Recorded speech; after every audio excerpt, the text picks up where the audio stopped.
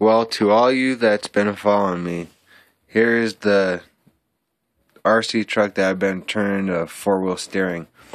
I got it. Now all I have to do now is hook up the servo. As you see, it's all 4-wheel steering.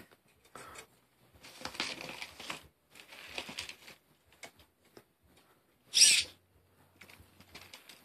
gonna be great.